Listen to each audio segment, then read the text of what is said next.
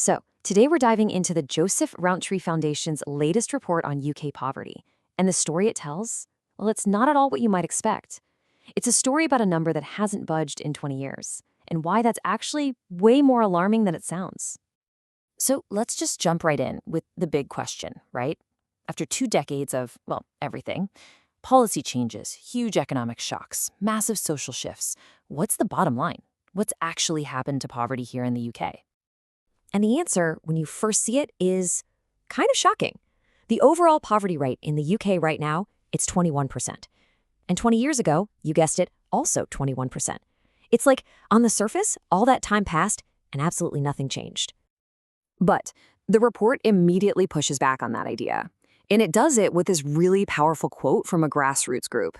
This quote, it really sets the stage for everything we're about to look at. It tells us the real story isn't about that flat number at all. It's about something much worse happening just underneath. All right, so first things first, let's try and wrap our heads around the scale of that number. I mean, what does 21% of an entire country actually look like? Who are we talking about? Well, it looks like this: 14.2 million people. That's not just a statistic.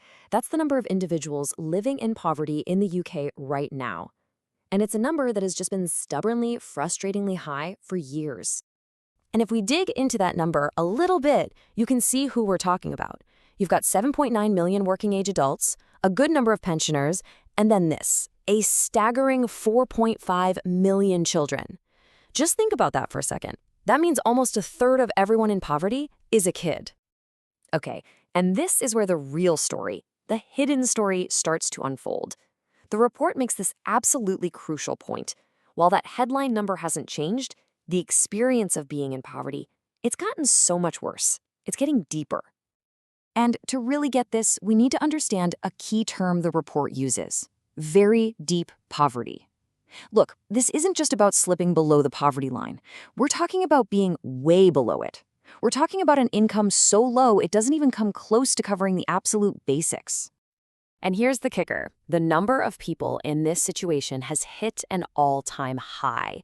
We're talking 6.8 million people in the UK right now living in this state of very deep poverty. That's almost half of all the people in poverty. It is literally the highest number we've seen since they started keeping track back in the mid-90s. And you can see what that actually means for people right here. Take food insecurity. That's when you're struggling to just get enough to eat. That number has jumped by 60%. 60 in just 2 years. That's 2.8 million more people facing that struggle.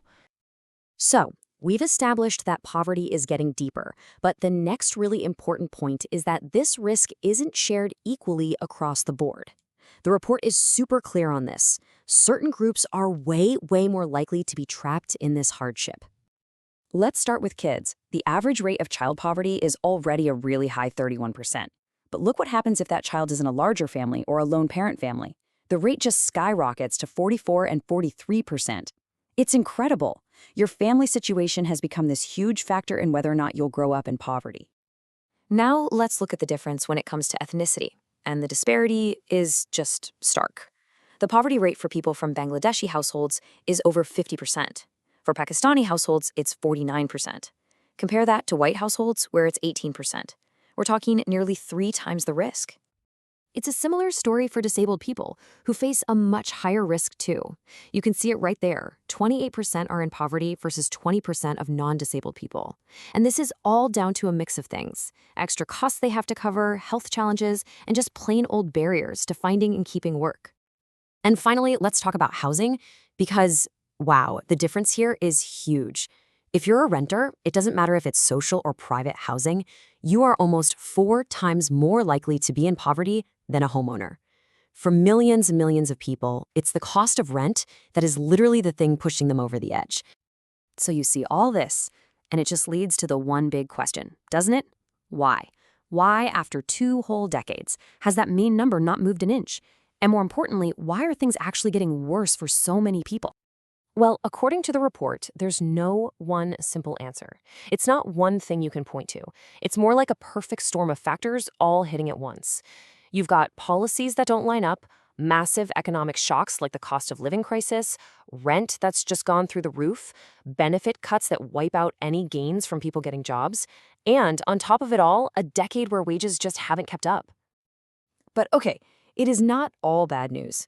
The report is actually very clear that this is not some impossible problem to solve, and it points to a way forward, which actually starts with a really big policy change that's just happened. And that change is the government's new child poverty strategy. The report really praises this, calling it a massive, welcome, and totally necessary step in the right direction. It's basically seen as the first really serious, big attempt to get to grips with this issue in a long, long time. And it's not just talk, it's expected to make a real difference. The official forecast suggests that this strategy, which gets rid of the two-child limit on benefits, for example, could lift 400,000 kids out of poverty within this parliament. That's a huge number. But the Joseph Rowntree Foundation is also really clear. This can only be a start, a down payment. To really fix the problem, they say we need a full-on 4-part strategy. 1. Make sure Social Security actually covers the essentials. 2. Tackle the housing crisis head-on. 3. Give workers better financial protection. And 4. Make sure people can care for their families and work without it pushing them into poverty. And that brings us to the report's final and, I think, most powerful idea. It basically asks us to completely reframe how we think about this. What if we stop seeing poverty as just a cost we have to manage? And what if, instead, we started seeing the fight against it as a fundamental investment? Could it be that creating real financial security for millions of families is actually the key, the very foundation we need to build a stronger economy for all of us? The report seems to think the answer is a clear yes.